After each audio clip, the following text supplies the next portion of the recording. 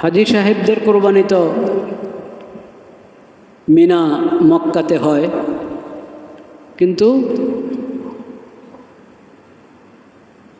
আল্লাহ রাব্বুল আলামিন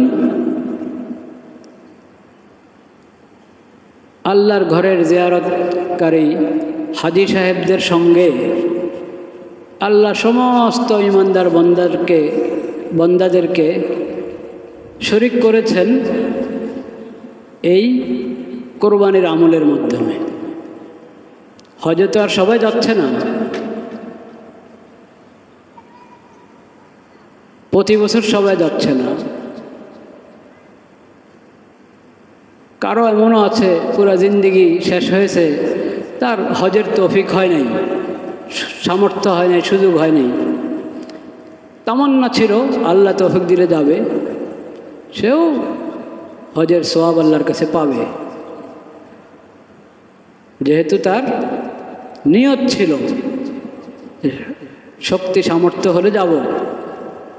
সামর্থ্য হয় নাই, যায় নাই, তার তামান্না ছিল, আশা ছিল, আকাঙ্ক্ষা ছিল, সেই কারণে আল্লাহ তাআলা তাকে ওই আমলের সওয়াব দিবেন।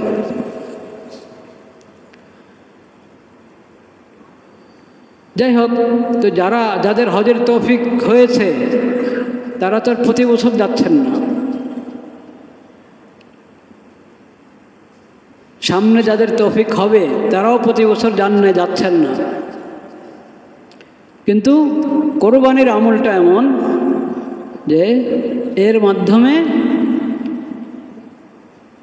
প্রত্যেক ইবাদতের মধ্যে, আমলের মধ্যে তো অনেক তাৎপর্য থাকে, অনেক হিকমত থাকে, আল্লাহ ভালো জানেন। একটা তাৎপর্য, একটা হিকমা কোরবানির আমলের মধ্যে এটাও হতে পারে যে আল্লাহ রাব্বুল আলামিনের মাধ্যমে আল্লাহ সব ঈমানদার বান্দাদেরকে হাজী সাহেবদের সঙ্গে শরীক করে নিলেন।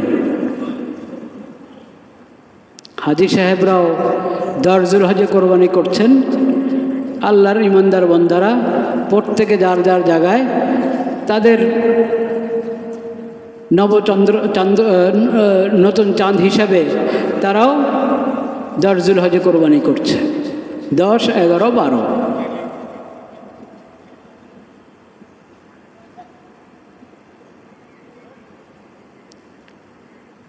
কোরবানির আমলের গুরুত্ব কোরবানির নাম থেকেই বোঝা যাচ্ছে। আমি বলেছিলাম হয়তো যে এটা আরবি কোরবান শব্দ থেকে কোরবানি আমরা বলি, কোরবান আরবিতে শব্দটা হলো কোরবান। ফার্সিতে, উর্দুতে, বাংলায় আমরা বলি কোরবানি। এরপরে আবার ফার্সি, উর্দু এবং বাংলায় কোরবানি শব্দের ভিন্ন আরেকটা অর্থ আছে, সেটা হলো ত্যাগ। ত্যাগ তিতিক্ষার অর্থ কোরবানি শব্দ ব্যবহার হয়। কিন্তু দরজুল হজের যে কোরবানির আমল, আল্লাহর নৈকট্য অর্জনের জন্য, আল্লাহকে খুশি করার জন্য, আল্লাহর দেওয়া রিজিক, হালাল পশু নির্ধারিত, সব হালাল পশু না। হরিণ দিয়ে কোরবানি করলে কোরবানি হবে না।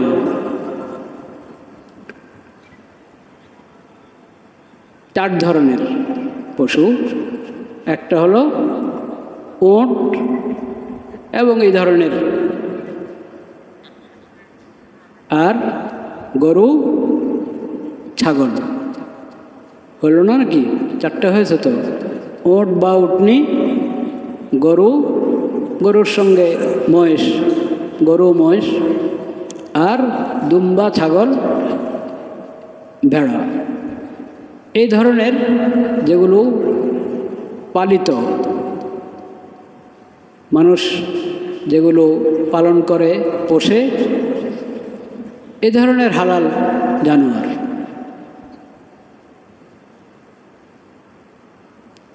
হালাল জন্তু দিয়ে কোরবানি করা,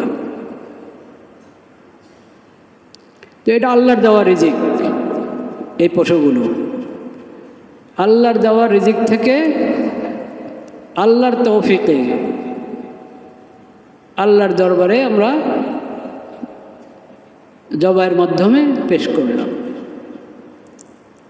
এই যে কোরবানির আমল, এটাকে যে কোরবানি বলা হয়, এই কোরবান শব্দের অর্থ হলো নৈকট্য অর্জন, নৈকট্য অর্জনের বিশেষ আমল। যে কোনো নেক আমলের দ্বারাই আল্লাহর নৈকট্য অর্জন করা যায়, কিন্তু জুলহজের 10, 11, 12 এই 3 তারিখে যার সামর্থ্য আছে সে পশু কোরবানির মাধ্যমে আল্লাহর নৈকট্য অর্জন করবে। এটা হলো আল্লাহর বিধান। ফসল্লি লিরব্বিকা ওয়ানহার, তোমার রবের জন্য সালাত আদায় করো, ওয়ানহার এবং কোরবানি করো। এই সালাত আদায়, এক তো 5 ওয়াক্ত ফরজ নামাজ আমরা আদায় করছি, কিন্তু ঈদের দিন, ঈদুল আজহার দিন বিশেষভাবে 2 রাকাত নামাজ আদায় করা হচ্ছে। ওই নামাজের পরে হলো কোরবানি করবে, নামাজের আগে না। নবী করিম সাল্লাল্লাহু আলাইহি সাল্লাম বলেছেন,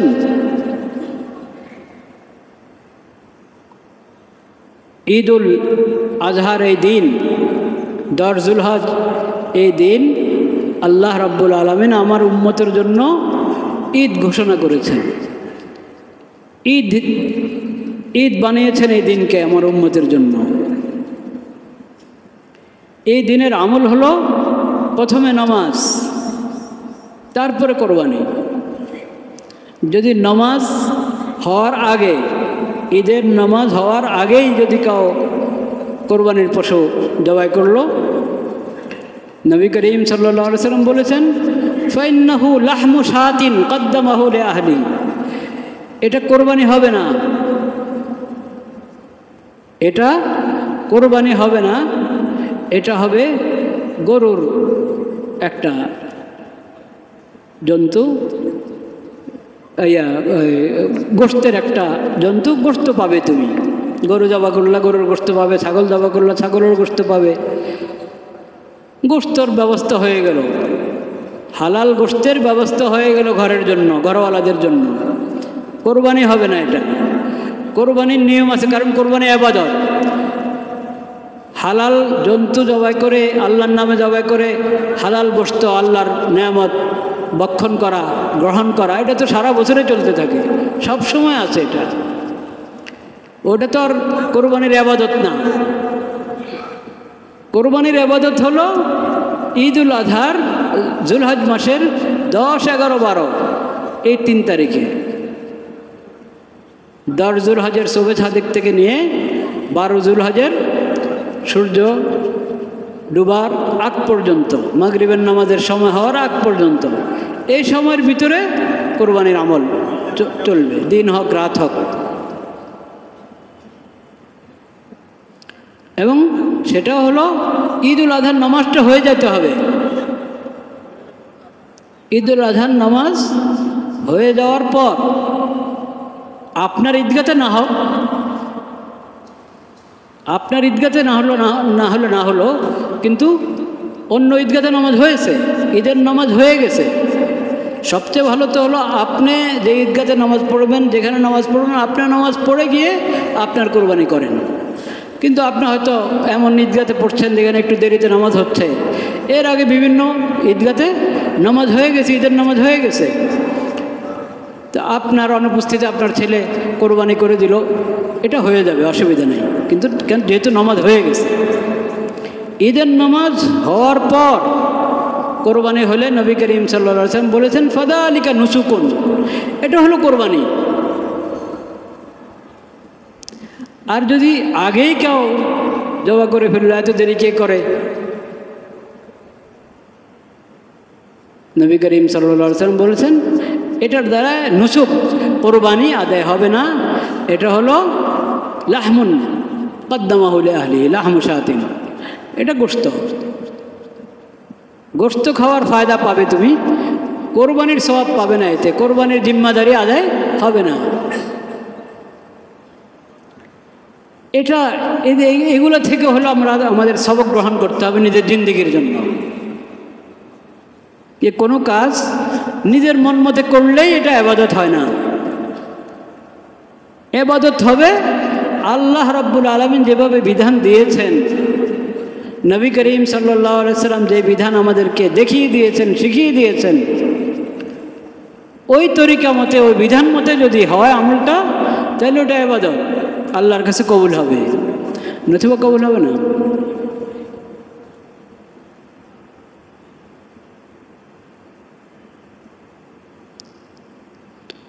লা ইলাহা ইল্লাল্লাহ।